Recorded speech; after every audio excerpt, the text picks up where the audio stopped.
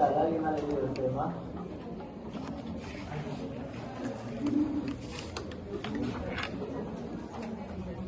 ¿Nadie?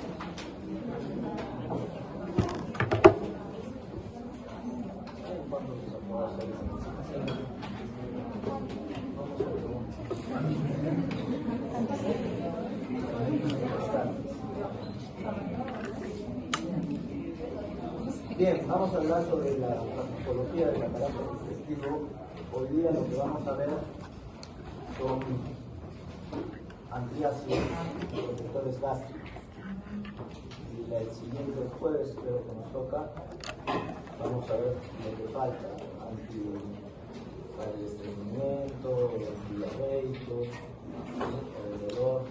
Eso lo vamos a ver el jueves pasado mañana. Bien, entonces nosotros tenemos una célula gástrica, ¿sí?, que tiene 4 tipos de receptores. Va a tener los receptores de acetilcolina, que son muscarínicos. Va a tener los receptores de gastrina, que son CCK3. Va a tener los receptores de prostaglandinas y va a tener los receptores de histamina tipo 2.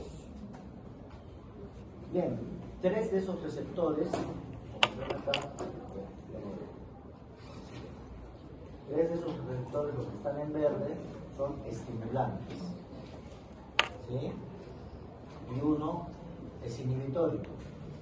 Entonces, los receptores de H2 estimulan mediante proteína G estimulante la formación de ATP a AMP cíclico, ¿sí? Luego activan la proteína quinasa y esta activa la bomba de protones. La bomba de protones lo que hace es sacar un potasio, meter un potasio, y sacar un hidrogenión, ¿sí? Y así se va llenando el estómago de hidrogeniones y produciendo el ácido clorhídrico, ¿sí? Luego tenemos prostaglandina 2, que actúa sobre el receptor de prostaglandina y proteína G inhibitoria, ¿sí? La proteína G inhibitoria.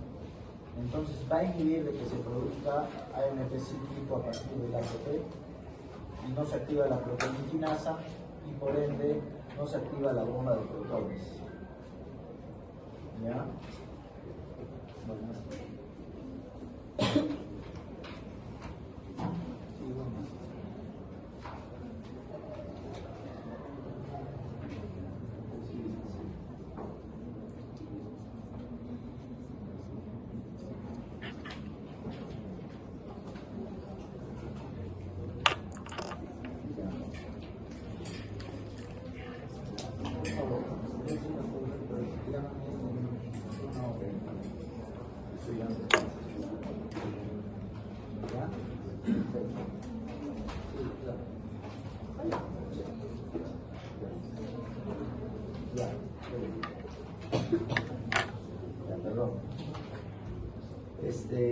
Entonces va a inhibir la producción de AMP cíclico y inhibe la formación de proteínas.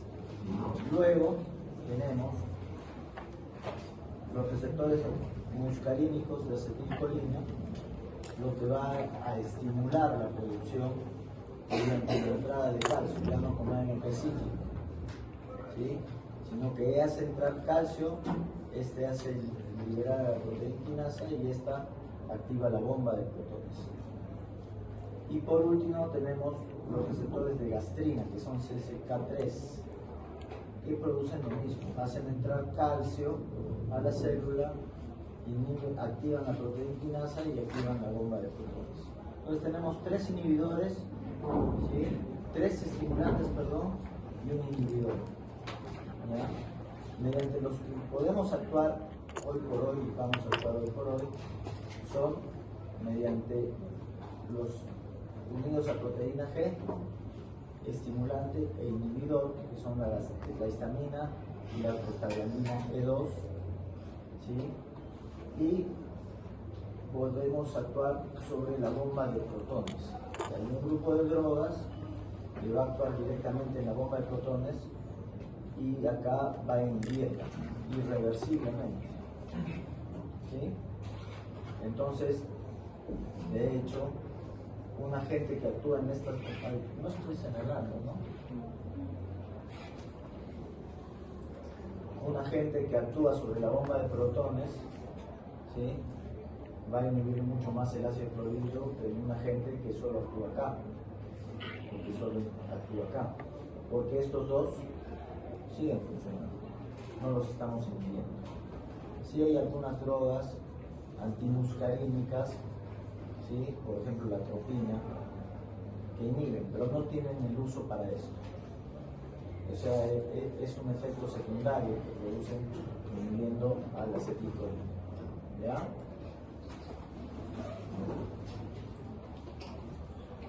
Bien. Entonces, tenemos el receptor de histamina a través del receptor H2,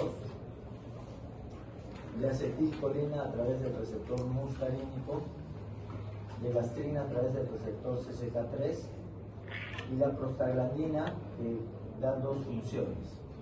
Inhibe la denilatociclasa y la proteinquinasa, ¿sí?, o sea que se estimula ese receptor de prostaglandina 2 y además es vasodilatador. ¿Sí? Una de las consecuencias de las causas, de la gastritis es vasoconstricción. Es una vasoconstricción, se produce una vasoconstricción. Además del daño directo, hay una vasoconstricción. Bien, el estómago tiene una capa de bicarbonato y una capa de moco, ¿ya? Más o menos se fabrican 500 miliequivalentes de ácido clorhídrico por día. Y esta capa de moco y de bicarbonato, que son constantes, evita de que hagamos gastritis normalmente. Pero en situaciones, por ejemplo, de estrés, aumenta la producción de ácido clorhídrico y aumenta la vasoconstricción. Entonces ustedes, después de un estrés o bajo una amenaza de huida, ¿sí?, que se van a mechar, el flaco que quiere chaparla si ustedes no, o la flaca que quiere chaparla si ustedes no, después te da un dolor de panza, ¿no es cierto? Duele la panza a veces. Cuando te asaltan, te duele la panza. Sienten un temblor fuerte y después del susto viene un dolorcito de panza. Eso es por vasoconstricción y por aumento de la secreción gástrica. Eso mismo ocurre cuando estamos bajo un estrés, ¿sí?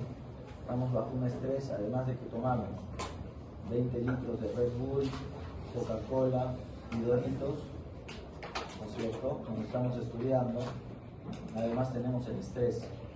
Y este estrés va a producir que nosotros produzcamos más ácido clorhídrico del que podemos cubrir con esa capa de moco y de bicarbonato. Empieza a producirse daño en la capa del estómago, ¿ya? Entonces, esta es una capa de moco y de bicarbonato. Vamos a tener 4 grupos importantes: los antiácidos, los gastroprotectores, los bloqueantes H2 y los inhibidores de bomba de protones. ¿Sí? Entonces, los inhibidores de bomba de protones vamos a tener 4 o 5. En el Perú solo se usa 1 o 2. ¿Ya? Usamos la ranitidina, que es un bloqueante de receptores de histamina H2, ¿ya? Que es potente para H2, ¿ya? Que además tiene un uso en personas que tienen alergias o urticarias refractarias. ¿Sí? En alergias y urticarias refractarias también se usa la ranitidina.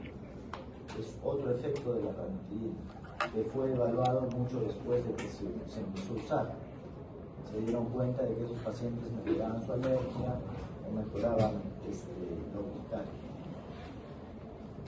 ¿Ya? Vamos a tener los antiácidos, que ahora los vamos a ver, y los inhibidores de bomba de protones, que son, digamos, las drogas más importantes de este grupo. ¿Ya? Los antiácidos se usaban antes como pilar del tratamiento, ¿sí? como pilar del tratamiento de la gastritis y de la úlcera péptica. No existían los bloqueantes H2 y no existían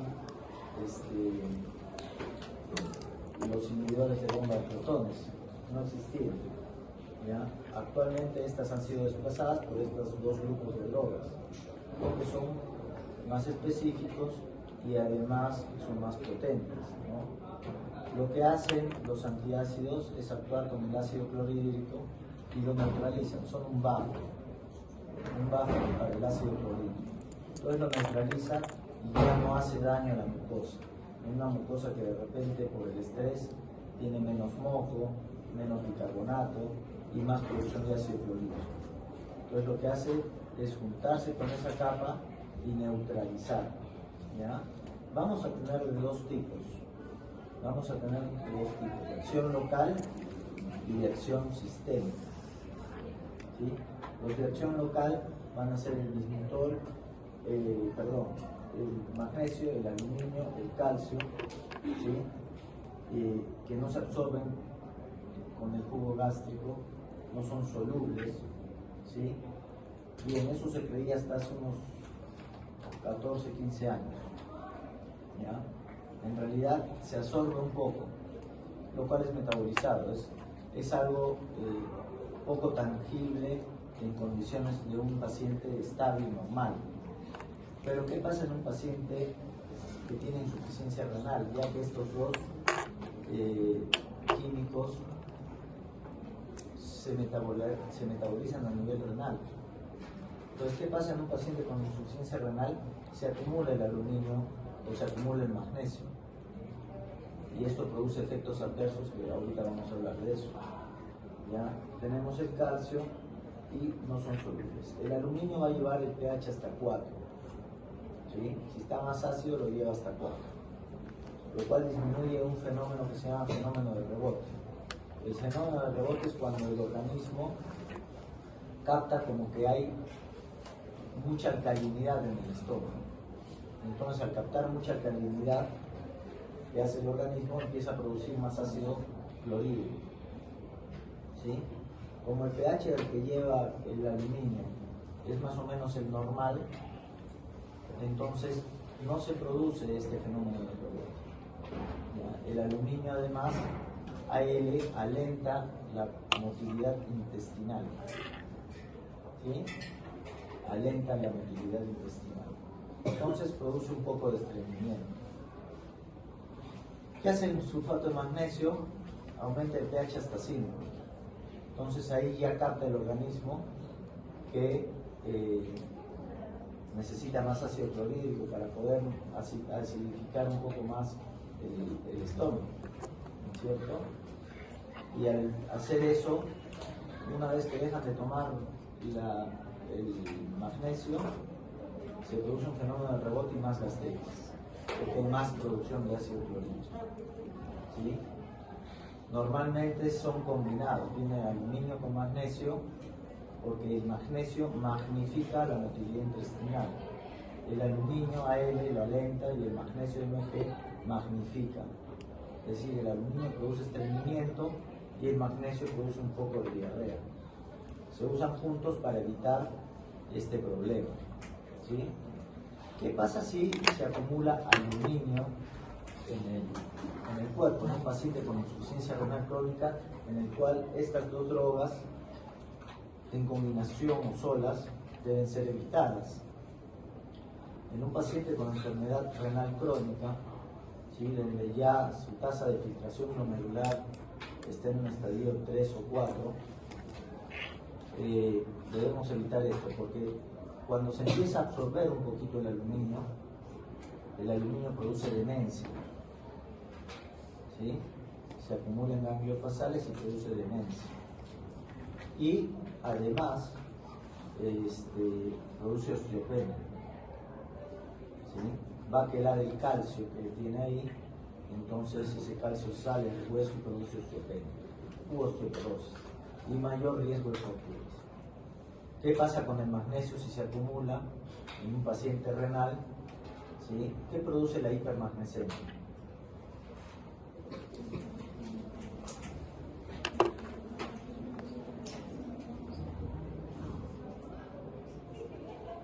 trastornos en la conducción cardíaca y en la conducción muscular. Entonces empiezan a quitarse los reflejos, empieza a ser intoxicación por magnesio. Y este magnesio hace de que el paciente tenga debilidad muscular, ¿sí? Si la hipermagnesemia es más alta, lo que va a suceder es que va a ser parada respiratoria. Entonces hay que tener mucho cuidado, ¿ya?, con el uso de aluminio y magnesio en pacientes con insuficiencia renal. Con insuficiencia renal crónica, sobre todo. En la aguda no está. ¿Ya? Bien, como hemos visto, los efectos adversos son diarrea, estreñimiento, demencia, osteomalacia con el aluminio e hipermagnesemia. ¿Sí? El estreñimiento era producido por aluminio, la diarrea por magnesio. Bien, eso tienen que tenerlo claro, ¿no? Porque a veces le dan solo magnesio y empieza a ser un poco de diarrea y se asusta el paciente y ya no lo toma. Entonces hay que decirle, va a producir un poquito de diarrea o va a producir un poquito de estreñimiento. ¿Ya? La adherencia y la osteomalacia con el aluminio son importantes. Entonces evitar dar en pacientes renales. No se olviden de eso. ¿Sí? El aluminio y el magnesio no se debe dar en pacientes renales. ¿Ya? La hipermagnesemia, como ya hemos visto, produce debilidad muscular, puede producir parálisis, que es reversible. De hecho, una vez que se revierte el magnesio, vuelve a su función normal, ¿ya? Pero va a producir esas cosas. Bien, vamos a tener los antiácidos de acción sistémica. ¿Sí? Los antiácidos de acción sistémica básicamente es el bicarbonato de sodio. ¿Ya? El bicarbonato de sodio sube el pH hasta 8. Entonces, si el magnesio subía el pH hasta 5 y podía darse el fenómeno de rebote, con un pH de 8 va a haber más fenómeno de rebote, ¿no es cierto? Va a ser más agresivo. Entonces se trata de no dar en pacientes que tienen gastritis, de no dar bicarbonato, y menos crónicamente. El bicarbonato lo damos para otros efectos en pacientes con insuficiencia renal crónica, nada más. No hay otra indicación concisa para el bicarbonato. ¿Ya?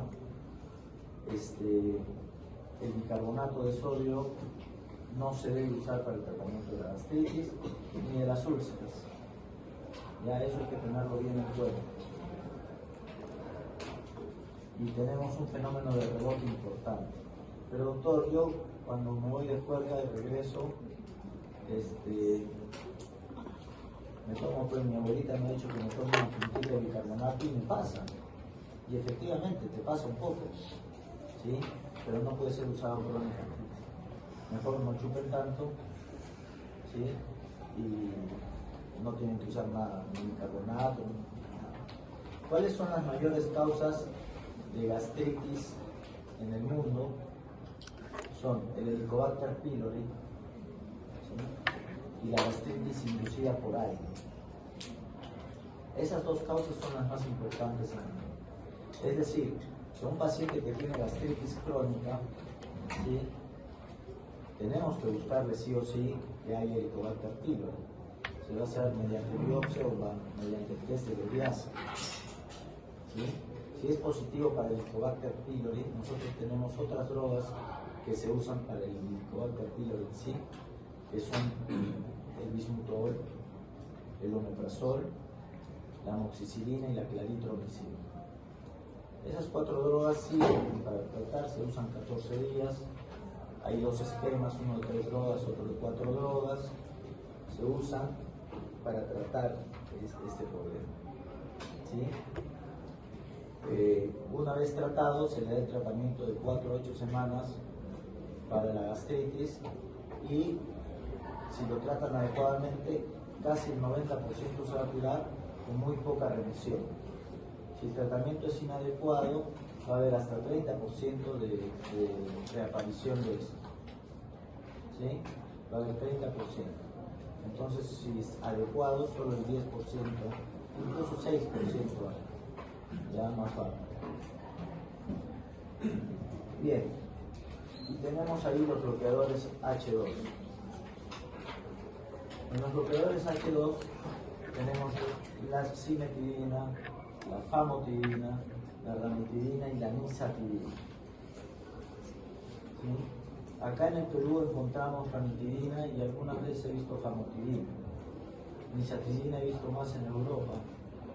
Y cimetidina, hoy por hoy, no se debe usar, porque tiene otros efectos adversos. La cimetidina es una droga antiandrogénica y va a producir ginecomastia, disminución de la libido y una erección brusca. Y este es un problema para ambos sexos, porque disminuye la libido en ambos sexos, ¿ya? Inhibe la dihidrotestosterona sulfata. Entonces hay que tener en cuenta estas cosas antes de recetar. Otra cosa que puede producir los bloqueantes H2 es algo de delirio. Entonces en pacientes que están con delirio, no demencia, delirio, en pacientes que están con delirio hay que tratar de evitar estas drogas. Tenemos omeprazol, por ejemplo, para dar. Estas drogas se van a metabolizar a través del citocromo B450, ¿sí? Y son inhibidores del citocromo B450, discretamente inhibidores, sobre todo la ranitidina y la cimetidina, ¿sí? Entonces en pacientes que están tomando otras drogas como anticonvulsivantes, otras drogas como anticoagulantes, como adínicos, como la warfarina, ¿sí? Tenemos que tener mucho cuidado. Por ejemplo, si un paciente está siendo tratado por un tromboembolismo pulmonar que tuvo y está anticoagulado con warfarina, nosotros debemos mantener un INR entre 2 y 2.5, que es el tiempo de coagulación que nosotros necesitamos para evitar de que se sigan haciendo trombos y para disminuir el tamaño de los trombos. Si le damos, el paciente está tomando una tabletita por día. Si nosotros le damos ranitidina, la warfarina se metaboliza en P450 y al inhibirla va a metabolizar menos warfarina. Entonces esta warfarina se va a ir acumulando y el paciente puede tener un sangrado, ¿sí? Entonces hay que tener mucho cuidado en pacientes anticoagulados con el uso de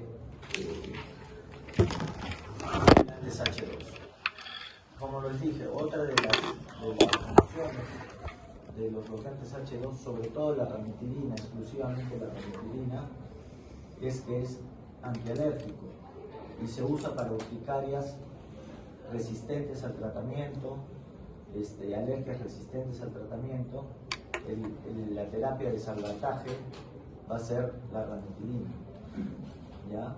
Eso no se olviden, porque es una función importante, es una función que no tiene nada que ver con la función antihistamínica del sistema digestivo, ¿ya?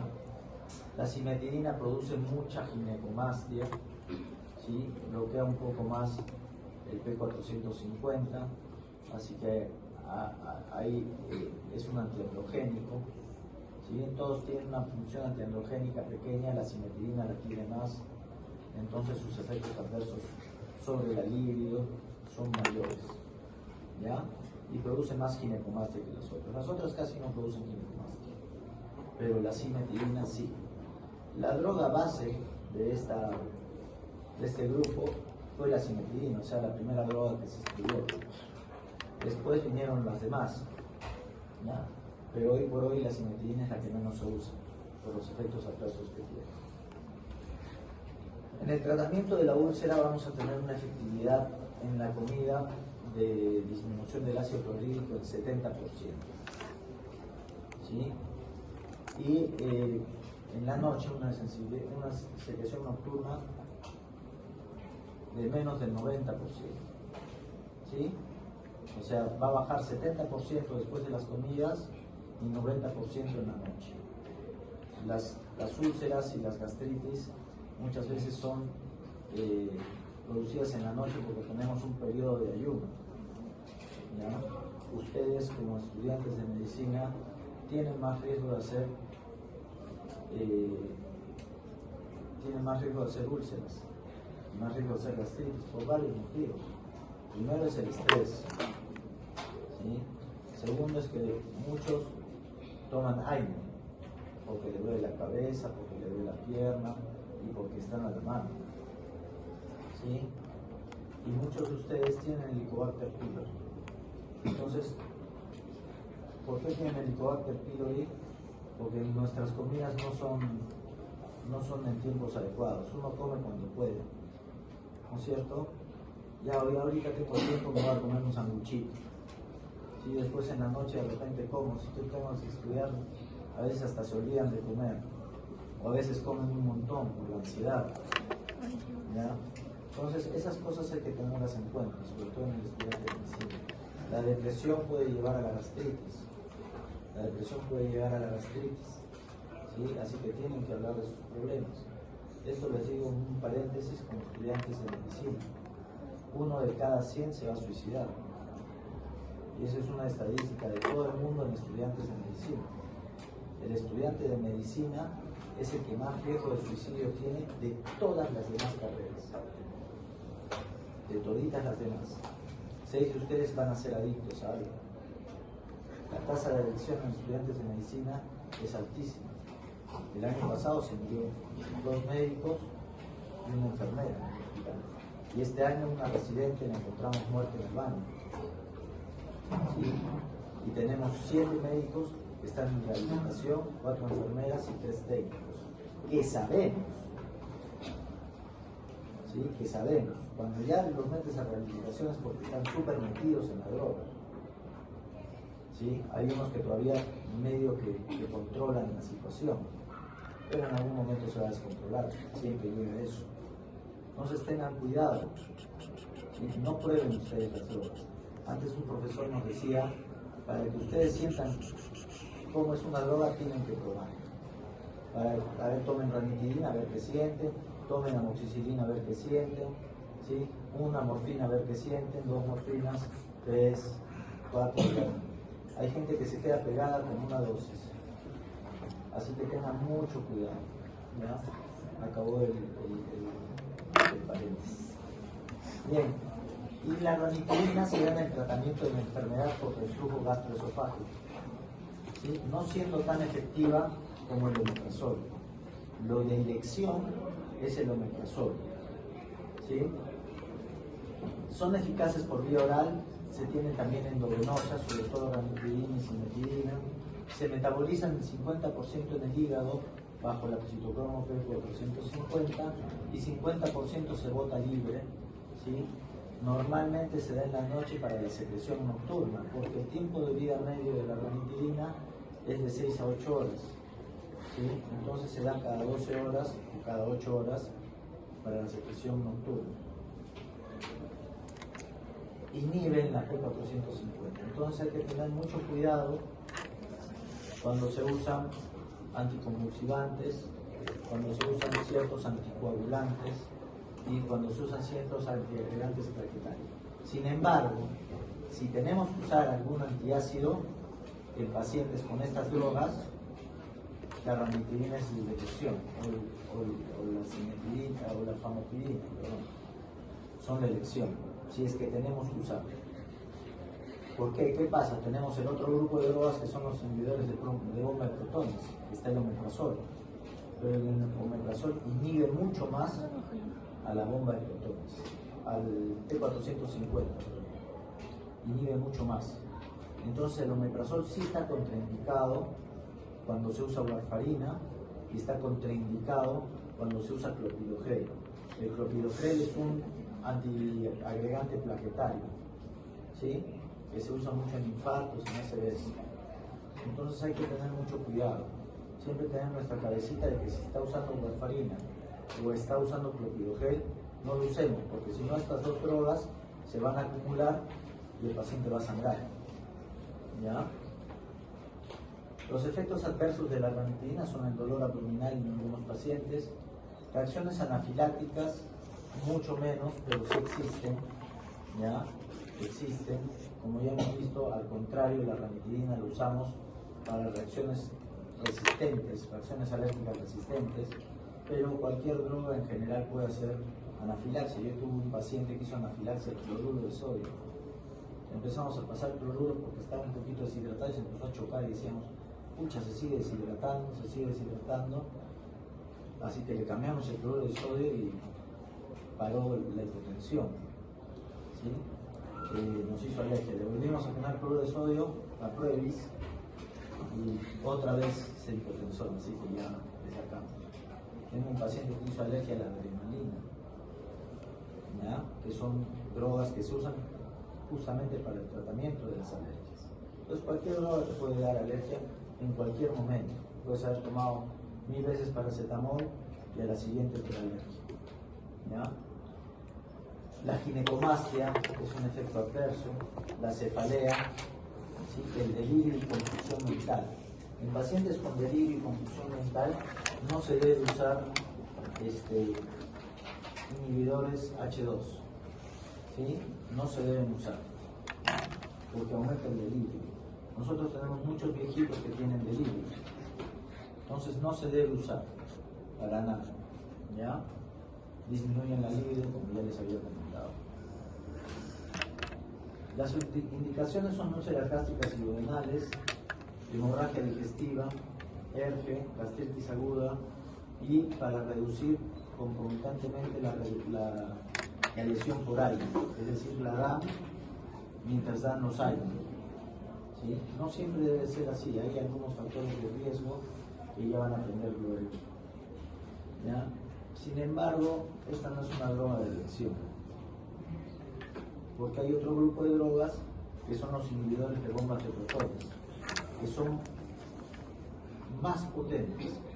¿Por qué? Estos inhibidores de bombas de protones, a ver, vamos a pasar la primera diapositiva. ¿Sí? Cuando nosotros bloqueamos la histamina, estamos bloqueando una vía, pero estas dos vías siguen funcionando, porque no estamos bloqueando ni el acetilcolina y la estrina. ¿Sí? Cuando nosotros inhibimos la bomba de protones, estamos inhibiendo la parte final, entonces se va a inhibir por completo. Acá no importa si este sigue o este sigue, o si hemos aumentado este, no importa, porque estamos inhibiendo acá la salida, estamos inhibiendo la puerta, ¿sí?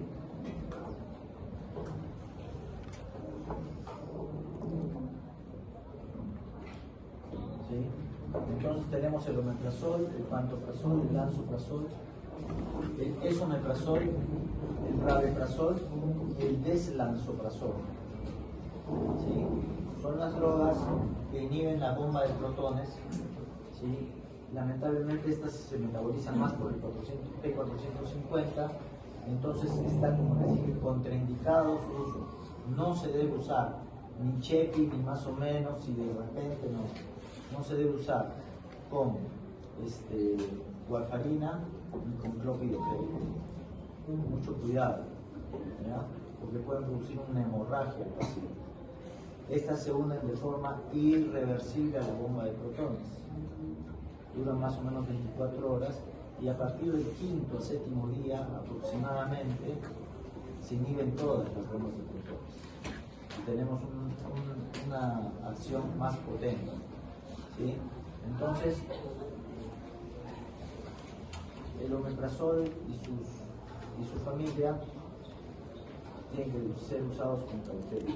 Otra cosa del omeprazol y la familia, pero sobre todo el omeprazol, puede producir insuficiencia renal aguda y además produce demencia en pacientes ancianos y con falla renal. Produce más demencia. No se debería usar el omeprazol en forma crónica. Ahí tenemos una alternativa que es menos potente, pero que no produce esa demencia, ¿no es cierto? Porque la ranitidina produce delirio, no demencia. La demencia es irreversible. El delirio es reversible. ¿Ya?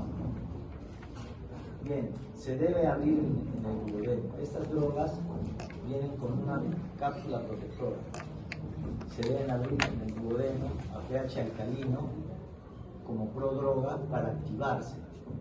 Si se abren en el estómago, se inactiva. Entonces sí o sí deben abrirse en el duodeno. Y es por eso que en pacientes que tienen sonda nasogástrica, que son pacientes críticos o pacientes ancianos, muchos de los pacientes ancianos que ustedes van a ver tienen sonda, alimentación por sonda. Es por eso que en estos pacientes la sonda es nasogástrica. Si tú deshaces la capsulita y la metes por sonda, no se va a activar. Es como que no le estuvieras dando nada. Así que preferiblemente a esos pacientes hay que darles por vía endovenosa. ¿Sí? Y se les suspende cuando se va de alta y ya no se da nada. ¿Sí? O en su defecto también le pueden dar ranitidina por sonda, porque la ranitidina sí se activa en el estómago, al contrario del omeprazol. ¿Ya? Se une covalentemente a residuos de cisteína, ¿ya? De la bomba de protones. Es covalente, por eso el mecanismo es irreversible. ¿Ok? Como ya les dije, se necesitan de 5 a 7 días para inhibir todas las bombas de protones. Se da en la mañana, ¿sí? El tratamiento se da de 6 a 8 semanas. En comidas inhibe el 80 a 95%. Habíamos visto que el omeprazol, la ranitidina inhibía aproximadamente 70%. ¿Sí? Y en secreción nocturna el omeprazol inhibe el 100%. La ranitidina llegaba al 90-85%. Entonces ya por esto es mejor. ¿Sí? Al inhibir la secreción nocturna 100%, es una droga mucho mejor para la enfermedad por reflujo gastroesofágico. Mucho mejor. ¿Sí? Entonces, en esta droga no hay fenómeno de rebote, y es mucho mejor para tratar la ERG, la enfermedad por reflujo gastroesofágico. ¿Ya? Entonces estamos viendo que el aluminio produce demencia y produce además osteopenia, ¿no es cierto? Perdón. Estamos viendo que la ranitidina produce delirio y que el omeprazol también produce demencia. Entonces no son drogas inocuas. Por eso no se debe dar la droga como un patroncito, le haces un checklist y le das así nomás al paciente. Una cosa que veo que está mal es que el pH ácido del estómago mata las bacterias. Mata las bacterias. La principal forma de neumonía, de producción de neumonía, es por microaspiraciones. Pero si tú tienes una microaspiración de un paciente que tiene un pH normal, las bacterias están muertas y no te producen enfermedad. Todos nos microaspiramos. Ahora que yo me he atorado, me he microaspirado. Cuando duermen, todos se microaspiran un poco. ¿Sí? Entonces, si ustedes cambian el pH de ese estómago, ¿qué va a hacer las microaspiraciones? Va a tener bacterias vivas y van a producir neumonía. Es por eso que estas dos drogas aumentan en 16%, que no es poco, una de cada 7, de cada 6, ¿sí? Aumenta en 16% el riesgo de que un paciente hospitalizado haga neumonía intrahospitalaria. Entonces no se debe usar en todos los pacientes, porque yo veo que entran y de frente le agarran ranitidina, heparina y un montón de cosas como protocolo, y está mal. Hay ciertas condiciones en las cuales nosotros damos protección gástrica. ¿Sí? En pacientes con hemorragia digestiva, la elección es el pantoprazol, ¿sí? Porque el estudio se hizo con pantoprazol. Se da una dosis de carga de 80 miligramos y luego otros 8 miligramos por hora. ¿Ya? Eso ya lo van a ver cuando hagan clínicas. Pero para ir avisando. ¿Ya? Se dan los bloqueadores de bomba, se dan por vía oral o por vía endovenosa, se metabolizan parecido a la ranitidina, solo que la unión es más potente a la P450 y está contraindicado otra vez les digo con clopidogrel y con warfarina. ¿Ya? Su efecto dura casi 24 horas. Los efectos adversos más importantes son en pacientes que no está indicado la neumonía intrahospitalaria, ¿sí? La demencia y la injuria renal aguda. ¿Ya? Las indicaciones se van a dar en hemorragia digestiva, en úlceras, en ERGE, enfermedad por reflujo gastroesofágico y en gastritis. ¿Sí?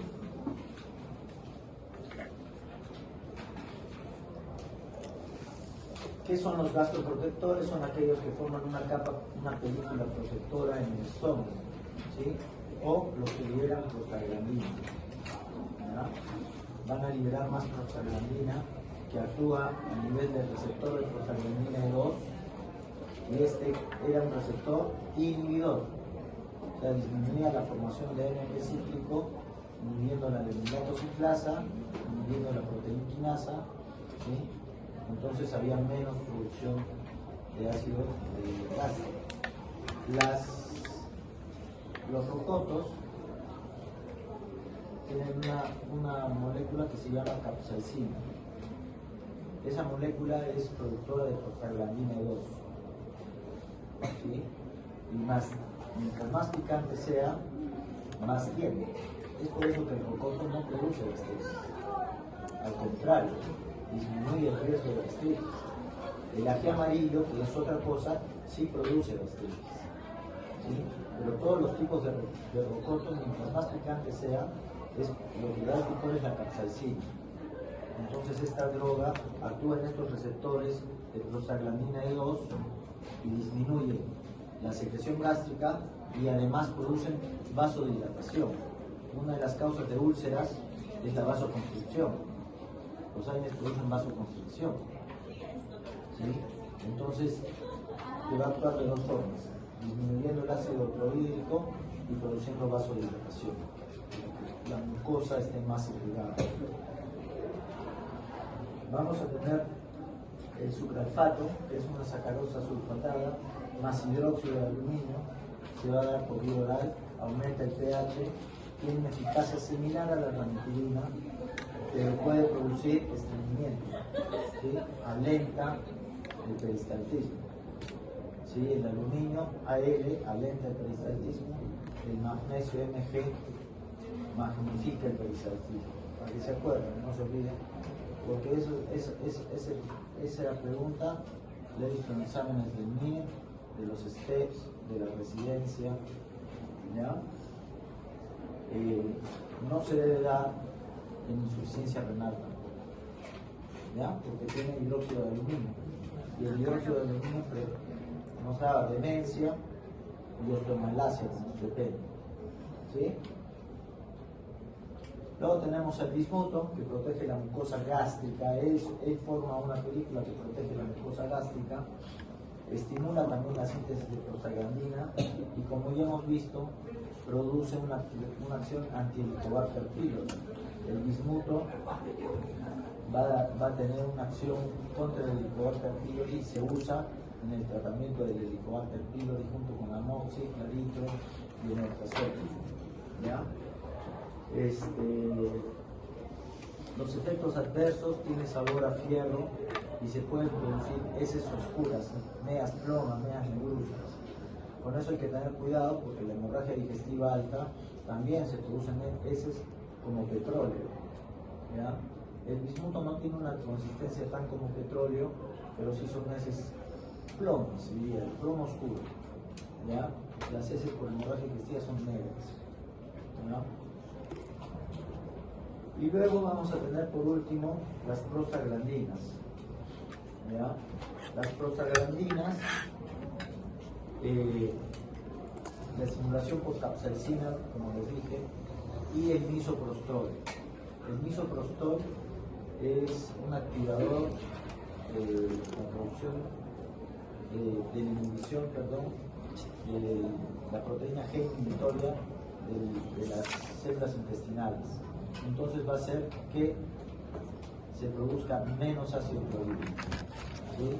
Y además, como hemos visto, produce vasodilatación, ¿sí? Entonces se puede dar misoprostol. Su mecanismo de acción hace que dure 6 horas, ¿sí? Su tiempo de vida medio es 6 horas, pero tiene una contraindicación. Se usa para abortos. Entonces este es un medicamento controlado, ¿sí? En las farmacias no te lo venden así nomás, porque también actúa en el útero y produce contracciones tempranas. Las personas se la meten intravaginalmente para producir contracciones y abortos. Acá en el Perú no está legalizado el aborto, solo bajo ciertos puntos en los cuales hay compromiso de la vida materna, nada más. ¿Sí? En otros países donde el aborto es legal, hay protocolos de misoprostol y metotrexato para el aborto. Entonces hay que tener cuidado.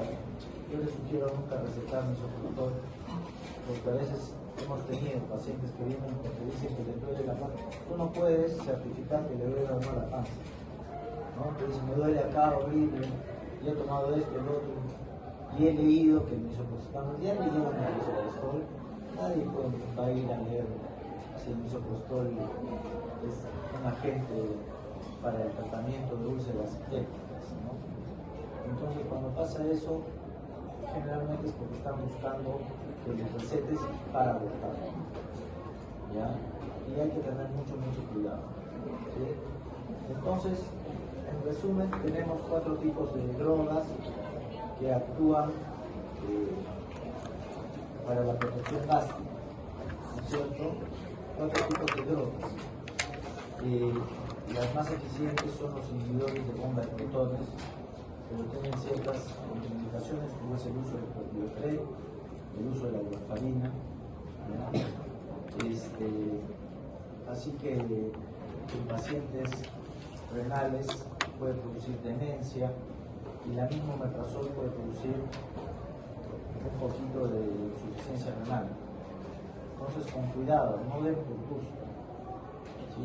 Damos cuando es necesario, porque a nivel hospitalario el omeprazol o la terpentilina, al bajar el pH, aumentan el riesgo de neumonía hospitalaria del 16%.